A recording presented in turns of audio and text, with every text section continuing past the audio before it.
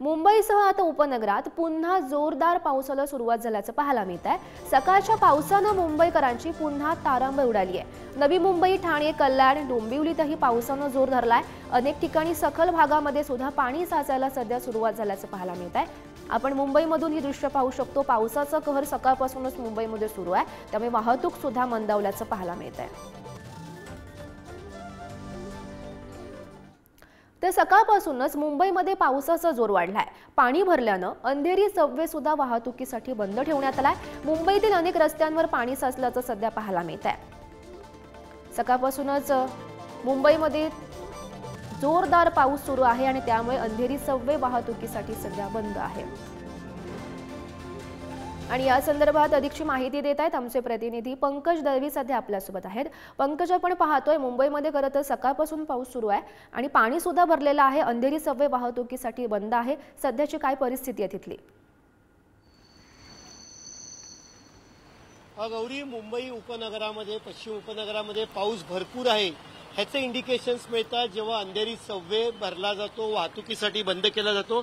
आपण बघतोय अंधेरी सबवे बंद जो आहे तो करण्यात आलेला आहे। महिला ज्या आहेत त्या बाजूला जो भुयारी मार्ग आहे तिकडनं वाट काढताना आपल्याला दिसत आहेत।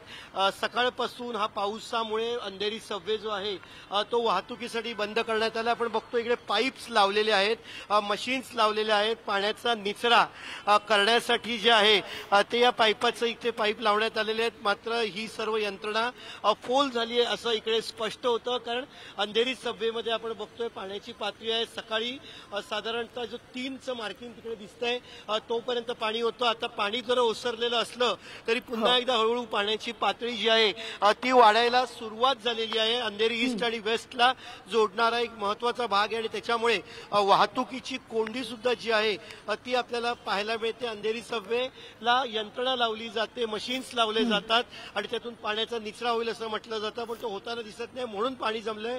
एसवी रोड सुद्धा जो आहे तो जाम झालेला आपल्याला पाहायला मिळतो की बॅरिकेडिंग करून अंधेरी सबवे बंद करण्यात आलेला आहे। ज्यांना जायचंय त्यांनी पुढचा जो उड्डाण पूल आहे त्या उड्डाण पुलावरनं जाण्याचं आव्हान जे आहे ते करण्यात आलेलं आहे।